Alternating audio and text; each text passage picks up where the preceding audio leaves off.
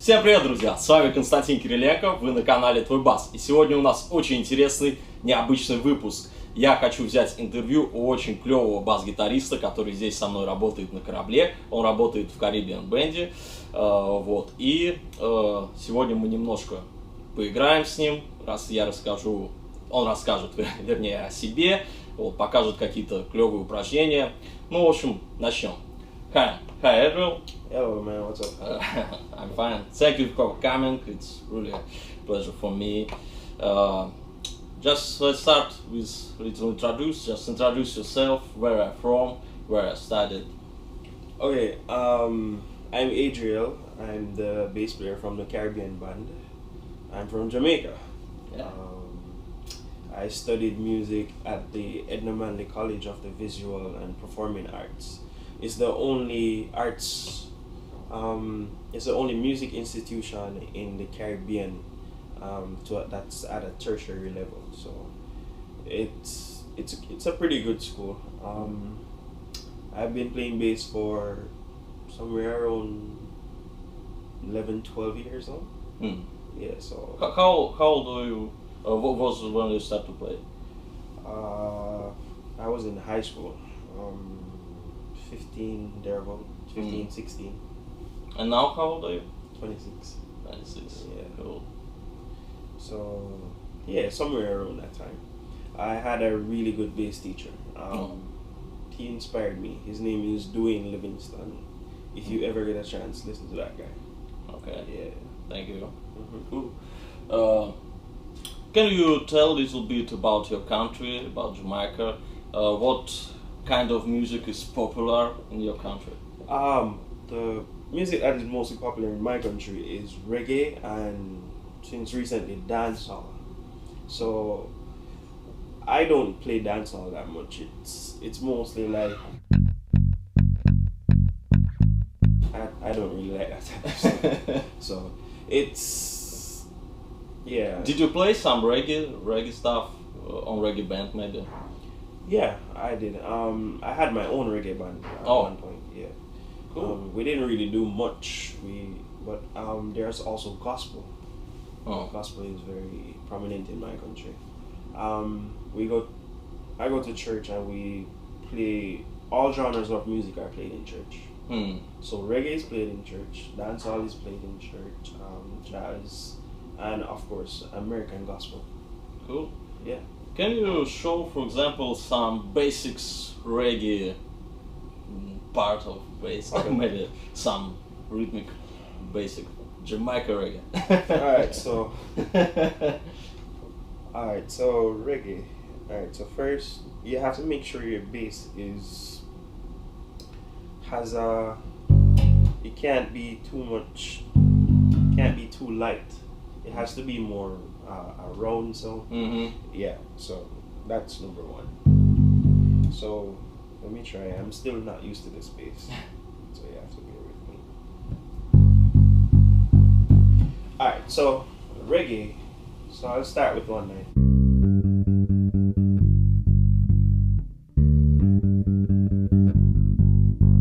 Alright, so that's a basic reggae line, right? Now what I'm going to do is I'm going to show you how to get into the reggae feel. So first of all, I can't play too much towards the back pickup. I have to play towards the front, so it gets more of that. That's not the song. That's more the song. Right. So.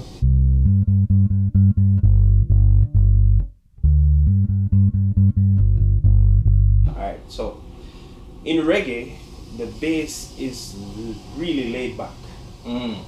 So if you so 1, 2, 3, 4, 1, you can keep it 3, 4, 1, 2, 3, 4. So the beat. So this is all.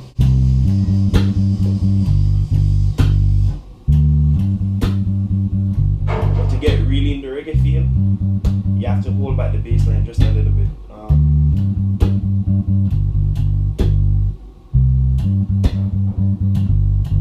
Don't slow down. So it's like slightly behind. Yeah. Slightly behind, right? Yeah, that's pretty much it. Also, different technique is strumming.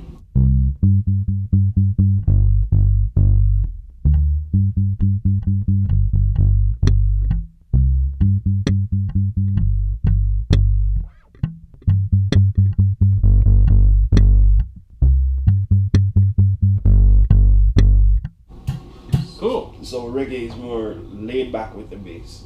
Mm. Yeah. But not for drums. Not for the drums. No. Only bass. Only bass. Like it's like this tension between the bass player and the drummer. Mm. The drummer plays on the tempo, but the bass player is just slightly behind. So it kind of has this pull and push tension between. Mm. So if the drummer slows down, then it ruins it. Mm. And if the bass player speeds up, it ruins it. Mm. Yeah.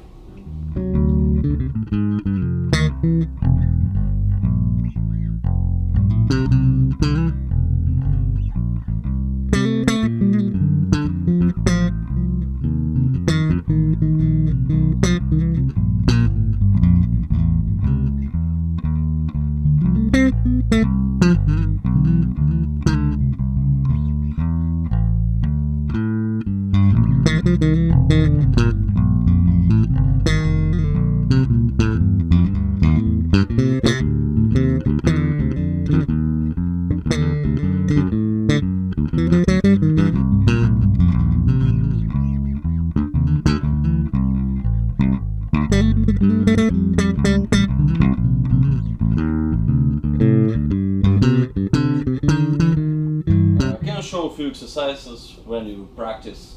What is it? Okay, this one I used to do in college. So it would be.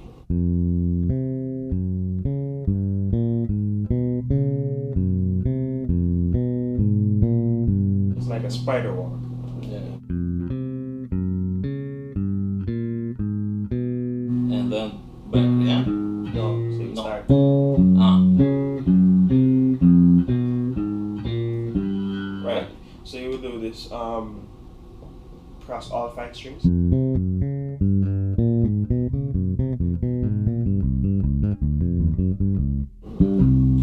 I missed that. It's not so easy. Alright, so you would do it to all the strings. I'm on the shape, and then I would come back down, and then I would go all the way up and go. That's what I would use to do. Then I would take this one from Jaco Pastorius. I watched it on a video.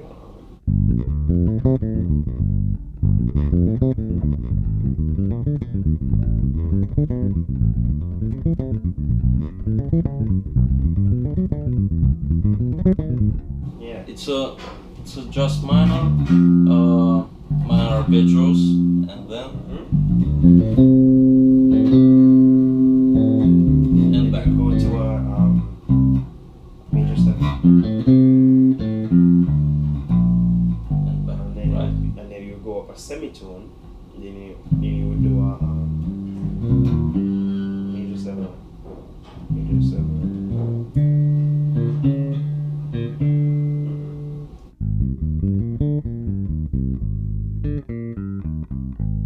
Right. So you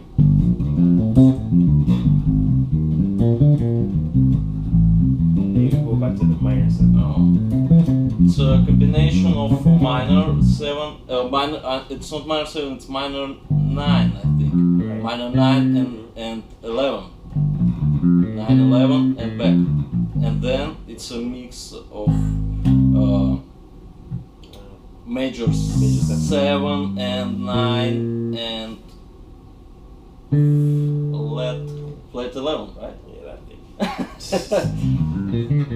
Yeah. I need to practice with this exercise. It's really great It's exercise. really I didn't play it never. Oof. Yeah. Yeah. Let's talk about your new bass. It's a new bass, yeah? For Yeah, plastic is still on. It's annoying. So, this is a Marcus Miller V7 Sire bass. This is the 2nd generation. This bass is great. I'm not used to it as yet, but it's great. The fretboard is a little bit big, just the same as my last bass, which I didn't want. But It really is good. Yeah, it's good bass. It's like an old Fender, but it has a bunch of electronics down here, man. You have 7 different tone knobs, and it also has a passive and active switch, which is really great. First you have a volume, then you have the overall tone of the bass, whether passive or active, it changes the tone. Next is your balance between your 2 pickups. Then you have the highs, and then you have mid boost and the frequencies, boost and cut frequencies. Then you have the bass, and then of course you have the active and passive switch. Ooh. So many variants. We may play every style of music on this bass. Exactly. The bass is a little bit heavy, I must admit, but tone-wise, it's really good. Great. It's really good. Can you tell about your favorite bassists? What are your favorite bassists? I have so many. Just to name a few, it's Marcus Miller, of course. I used to listen to Victor Wooten, also Adrian Farrod, also Richard Bona, Jacko, of course. Yeah. Definitely Jacko. I now listen to Mono Neon, crazy guy. Yeah. Also, what's this guy's name? Andrew Gruchet. I don't know. He used to play for Shaka Khan. Oh. Yeah, he's a really good player. There's so many, man. Did you transcribe his parts, maybe? Who? For anyone? For anyone. Yeah. I have a few stuff from each one of those players. Like Marcus Miller would be.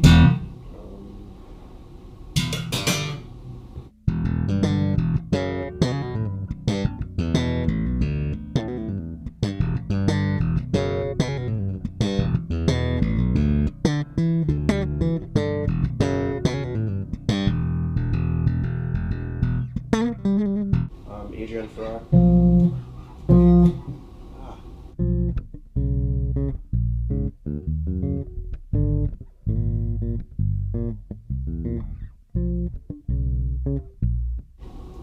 Yeah. I don't remember all this. For Victor, like each one of these players, Yeah. I've studied something from Jacob Pastor.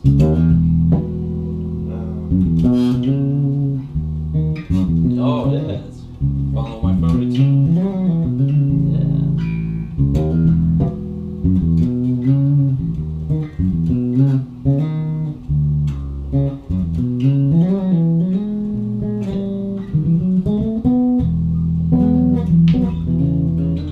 Like, yeah. Yeah, I like this tune really, really much. It's really good. Cool. Okay. Let's talk about a little bit your work on ships. How long do you work on the ships? Do you like it? Today is the 18th, so 4 months and 2 days. 4 months and 2 days. I came on here the 16th of August. Was it? Yeah. Is it your first contract? Yeah. This is my first contract. What? I used to teach before, but Mm. I didn't play much. So for the past, how many years? For the past 5 years, I've been doing mostly teaching. I haven't been playing much, so I'm not at the level where I used to be. So I'm really slow right now and stuff. Where did you teach? High school. Oh. So it was mostly keyboard and singing and maybe guitar, but not bass. Maybe with the school band, but not anything challenging.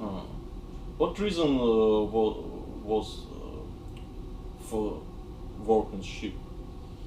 Is money? I think no. No, I wanted to play music. Oh. I really wanted to play music, not just teach kids, but to actually just play music. Yeah, Because teaching kids sometimes is good too. Exhausting. But if you musician and if you want to grow up, Right. You need to play music with better musicians than you. Right. It's not. I'm not getting challenged. Mm. Yeah. So right now I'm playing reggae, which is not challenging. Well, groove wise, it is. You have to know what you're doing. Groove wise, you have to be really into the music and groove. But I don't like playing a lot of reggae. Mm. I like stuff that makes me think, or you know. Yeah. Maybe some few words about groove. How did you practice on your groove and practice right now about your groove? Groove for me is more. It's a feeling. I play with a lot of ghost notes. I play with a lot of ghost notes. So sometimes I'll just sit and I'll practice.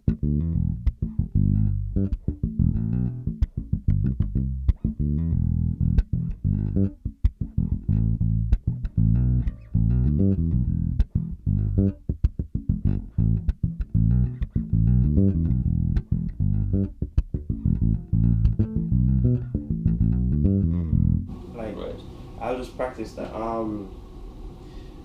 For me to practice grooves, I will sometimes sit down and just, I don't know, just lock in with myself. I don't know.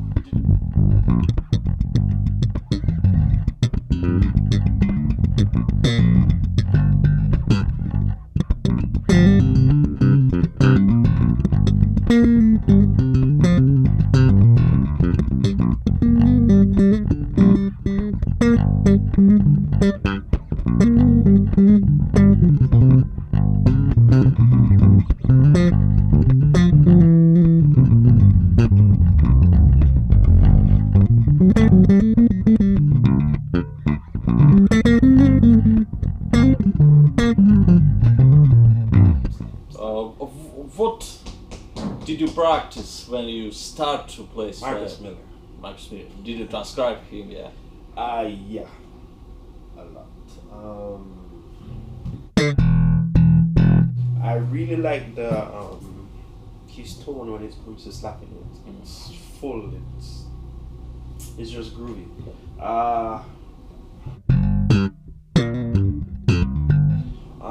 The first. What was the first thing I did? I think my first real challenge was trying to get this stuff. It's not clean though, I must admit. So yeah, forgive me.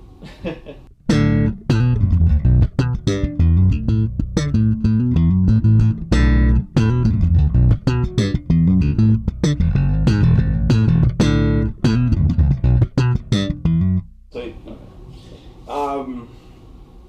the ghost notes really help. Yeah. There's a lot in there. Yeah. So it just, yeah.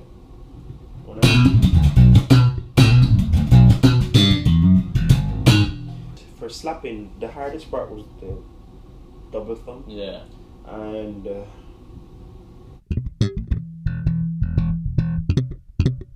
double pop. That double pop, yeah. Yeah, it's. I use it a lot.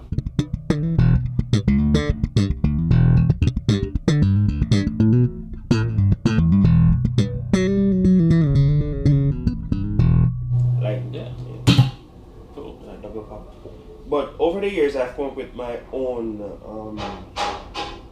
what should I call it, percussive techniques. So one is, there's this traditional mento song in my country. It goes like, the bass line would be.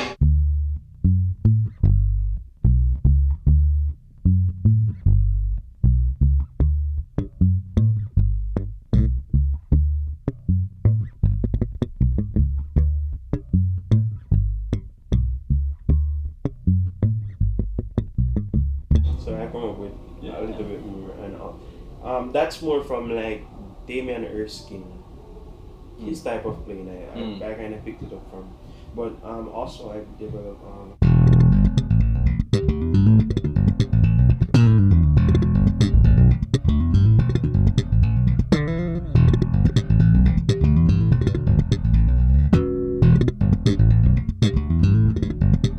So it's this. Yeah, really sounds great. It's amazing, man.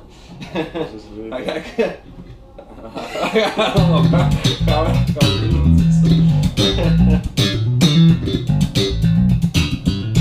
So it has this. Yeah. Really great. It's a really. It sounds good on this bass though. It really does. Yeah. Cool. Thank you. Thank you so much.